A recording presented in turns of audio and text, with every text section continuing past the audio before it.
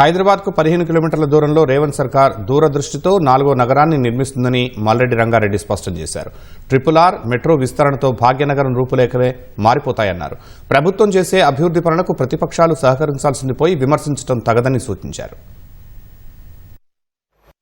హైదరాబాద్ నగరంలో ఉండేటువంటి సమస్యల పరిష్కారానికి మీరు చేయలేకపోయిండొచ్చు. ఈ ప్రభుత్వం చేయాలనేటువంటి ఒక కృతనిశ్చయంతో ఉంది. మీరు చేయడానికి సహకరించమని సందర్భంగా నేను కోరుతున్నా అధ్యక్ష.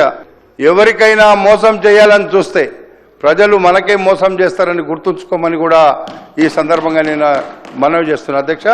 ఇటు నాగార్జున సాగరు అటు శ్రీశైలం హైవే వరకు ఒక కొత్త సిటీ దాదాపు 30,000 ఎకరాలలో ఫ్యూచర్ సిటీ నిర్మించాలనేటువంటి ఒక మంచి ఉద్దేశంతో మరి ఆలోచన చేస్తుంటే దాన్ని కూడా మీరు వ్యతిరేకిస్తున్నారు అనేటువంటిది అది మంచిది కాదు.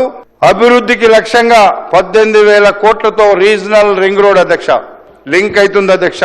24,237 కోట్లతో మెట్రో విస్తరించాలని చూస్తున్నారు.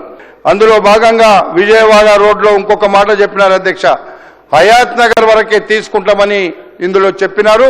అది హయాత్ నగర్ వరకు కాదు, పెద్దంబర్పేట్ ఔటర్ రింగ్ రోడ్ వరకు తీసుకుంటే ప్రజలకు ఇబ్బంది లేకుండా ఉంటుందని చెప్పి కూడా ఈ సందర్భంగా నేను మనవి చేస్తున్నా.